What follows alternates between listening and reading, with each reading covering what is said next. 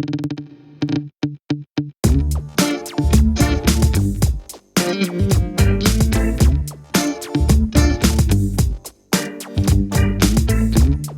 guys, welcome back to Gadget. Ini adalah OnePlus 10T. Aku dah gunakan smartphone ni selama 2 minggu untuk jadikan aku punya daily driver.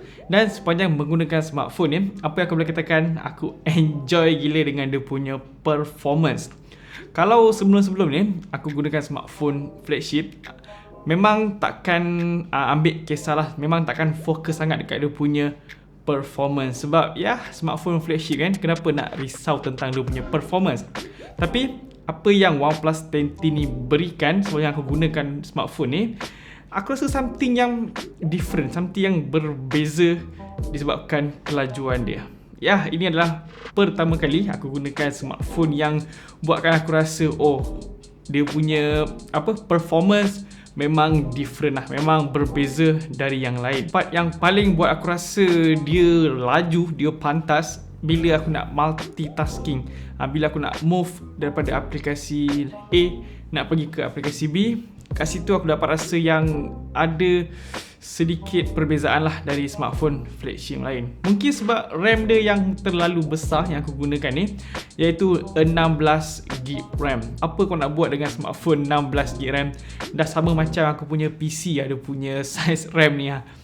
Tapi dia bukan habis kat 16GB RAM je, dia juga ada penambahan untuk 7GB RAM kalau korang perlukan benda tu. Yang 7GB RAM tu adalah untuk virtual RAM. Tapi bagi aku, kalau dah ada 16GB RAM ni dah terlebih. Aku rasa tak, aku guna smartphone ni tak sampai pun 16GB RAM. Tapi ya, kalau korang perlukan benda tu, dekat smartphone ni ada extra 7GB RAM untuk korang tambah.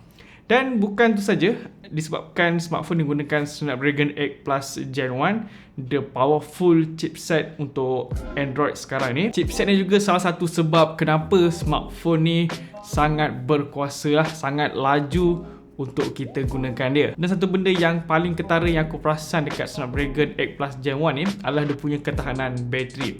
Kali ni dia punya ketahanan bateri tu lebih better berbanding Snapdragon 8 Gen 1 yang sebelum ni. Ya, even Qualcomm sendiri pun bagi tahu yang untuk 8 Plus Gen 1 ni dia akan jimatkan daya penggunaan bateri berbanding yang sebelum ni. Dan benda tu aku sangat rasalah dekat OnePlus 10T ni. Dengan membekalkan bateri sebesar 4800 mAh, sepanjang menggunakan OnePlus 10T ni, aku tak pernah hadapi sebarang masalah mengenai dia punya bateri ni. Apa yang ada dekat OnePlus 10T ni, bateri sebesar 4800 mAh, bagi aku dah sangat mencukupilah untuk jadikan dia sebagai daily driver. Dan dekat OnePlus 10T ni ada satu teknologi yang sentiasa buat aku rasa tenang, sentiasa tak pernah risaulah apa yang akan terjadi dekat smartphone ni, iaitu dia punya pengecasan yang sepantas 160 watt. Tapi dekat smartphone ni dia hanya menyokong untuk 150 watt.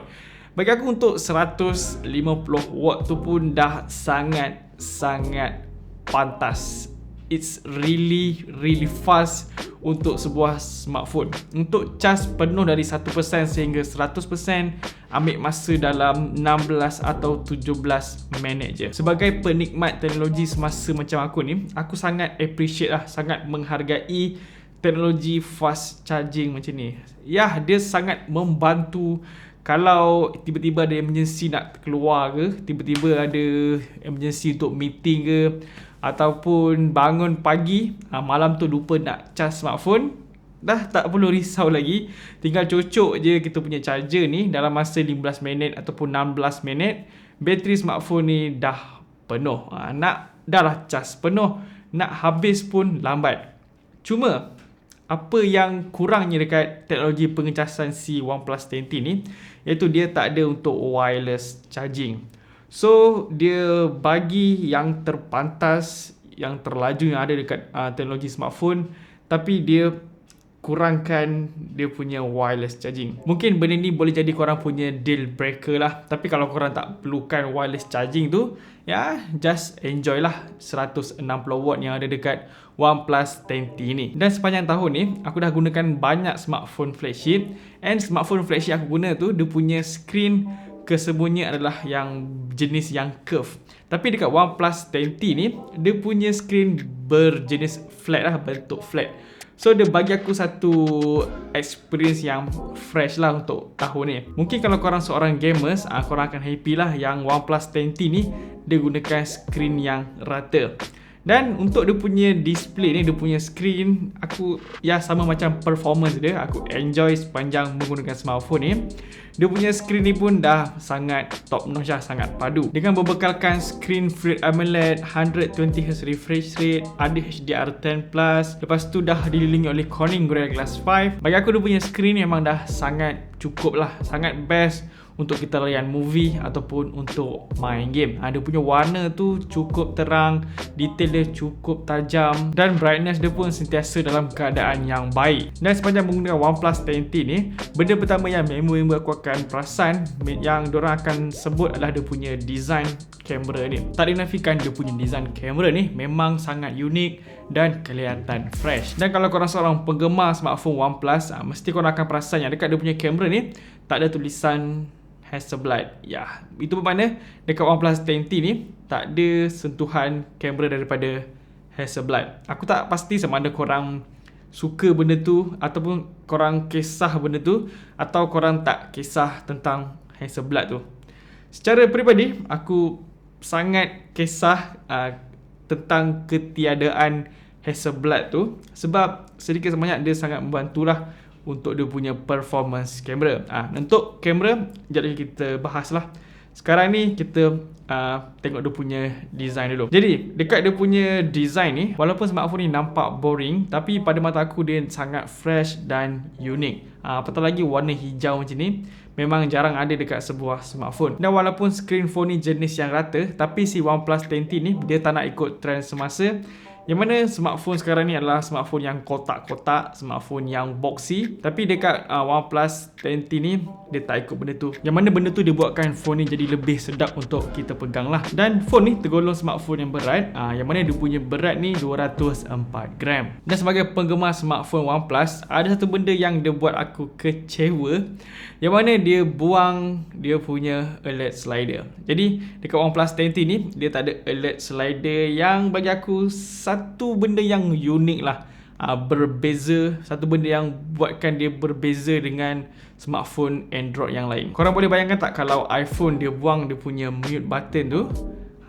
Itulah yang terjadi dekat OnePlus 10T ni. Tapi tak apa, benda pun dah jadi. Kita enjoy lah dengan OnePlus 10T ni. Ok, sebelum pergi ke poin yang terakhir, aku nak sentuh sikit tentang dia punya UI. Yang mana phone ni menggunakan Oxygen OS 12.1 based on Android 12, Android 12. Untuk dia punya UI ni, ramai yang kritik yang mana diorang kata Oxygen OS ni dah sama macam Color OS ni Oppo. Pada pendapat aku, dia taklah seteruk mana seperti yang korang baca tu. Kalau sebelum ni korang tak pernah gunakan Oxygen OS, mungkin korang akan rasa just fine sebab software dekat OnePlus 10T ni serius smooth gila. Memang laju, memang best lah dia punya software ni. Dan dia tak ada bloatware, dia zero bloatware. Itu yang sangat best dekat OnePlus 10T ni. Beralih ke bahagian kamera dia, seperti yang kita tahu, OnePlus 10T ni dia tak ada lagi Hasselblad. So dia sedikit sebanyak mengganggu performance dekat dia punya kamera. Sebenarnya aku cukup happy yang OnePlus kolaborasi dengan Hasselblad sebab dia berikan satu yang berbeza lah. Dia enhancekan lagi dia punya kamera. Tapi dekat OnePlus 10T ni, aku tak sure kenapa dia tak letak Hasselblad. Mungkin dia nak jimat cost, nak lebih fokus dekat performance punya purpose, dekat gaming punya purpose. So dia terpaksa untuk kurangkan sikit cost tu. Dan just let it go. Apa yang ada, inilah dia. Jadi untuk hasil kamera utama 50MP bagi aku just nice. Warna dia warna smartphone yang flagship, warna yang vivid, warna yang punchy, detail pun sangat tajam. Cuma aku dapat rasakan yang dia punya fungsi HDR tu dia kurang sikit, dia kurang padu. Dan untuk kamera ultrawide 12MP, dia punya angka tu agak jauh dengan kamera utama, tapi dia punya hasil taklah jauh sangat. Warna yang diberikan still cantik, warna yang lawa lah. Lepas tu detail pun masih lagi tajam, dan distortion memang agak kurang dekat dia punya kamera ultra wide ni. Untuk kamera selfie dia aku suka, walaupun jarang untuk ambil gambar selfie, tapi sekali ambil gambar tu aku impress lah apa yang dihasilkan oleh OnePlus 10T ni. Sebab warna, sebab skin tone tu dia nampak natural, dia tak over saturate sangat, dia tak nampak kuning sangat. Dia just nice lah untuk kamera selfie ni. Untuk rakaman video pun dia boleh merakam sehingga 4K 60fps. Dekat dia punya rakaman video ni pun ada OIS. So dia sangat membantulah untuk kita rakam video. Untuk hasil rakaman video ni cantik. Aku suka dia punya hasil rakaman video sebab dia dapat berikan hasil yang baik dan juga kestabilan image yang padu. Okay, kalau tengok hasil rakaman dia ni memang stabil gila walaupun aku jalan agak laju. Dia punya OIS memang bekerja dengan baik lah dekat smartphone ni. Dan warna pun cantik. Sekarang hujan ya, belum hujan, masih gerimis. Tapi kalau tengok warna dia, warna awan masih nampak, warna langit pun masih nampak biru. Nice lah dia punya video ni. Alright. Dan macam biasalah, kalau aku buat video memang akan cuba untuk rakam sebelah tangan je, nak tengok dia punya kestabilan image macam mana. Alright, so macam inilah hasil rakaman dia yang sangat padu. Baiklah, kesimpulan dia, sebenarnya aku agak sedikit terkejut dengan harga jualan OnePlus 10T ni, sebab dia punya harga jualan tu jauh beza dengan OnePlus 10 Pro yang awal tahun hari tu. So untuk harga jualan dia ialah RM3,199. Jadi dengan tanda harga RM3,199 ni, korang boleh dapatkan sebuah mesin yang sangat berkuasa, sangat powerful lah untuk tahun 2022 ni. Kalau korang inginkan sebuah mesin yang sangat berkuasa, sangat padu, korang boleh try untuk OnePlus 10T ni. 16GB RAM Snapdragon 8 Plus Gen 1, the latest and the powerful chipset untuk smartphone Android. Lepas tu storage yang berjenis UFS 3.1. Apa yang kurang dekat OnePlus 10T ni? Tak ada kurang. Memang akan berikan performance yang sangat laju lah. Memang laju berdesup pergi dia. Dan dia punya pengecasan pun laju 160W dekat dia punya PSU. Tapi dekat phone ni dia hanya menyokong untuk 150W. Beza dalam 10W je, tak beri sebarang efek pun. Untuk cas penuh memang sangat laju. Nak bateri nak habis pun sangat lama. Apa susah sangat cakap bateri nak habis tu. Lepas tu kamera dia yang berada pada tahap yang tersendirilah. Dia taklah cantik sangat dia punya kamera dan taklah buruk sangat untuk smartphone flagship. Bagi aku dia in the middle lah untuk dia punya kamera. Dia still berikan hasil yang cantik, video yang bagus, tapi dia susah nak saing smartphone flagship yang lebih padu lah, seperti yang korang tahu. Tapi mungkin sebab OnePlus 10T ni dia tak target sangat untuk orang yang lebih kepada kamera, tapi target kepada orang yang lebih kepada performance. Senang cakap pada user yang inginkan gaming yang lebih padu. Okay, so nampaknya saja video review untuk OnePlus 10T ni. Macam biasa, jangan lupa untuk tinggalkan like dan juga subscribe channel Bulu Gadget. Jumpa lagi next video. Assalamualaikum dan bye bye.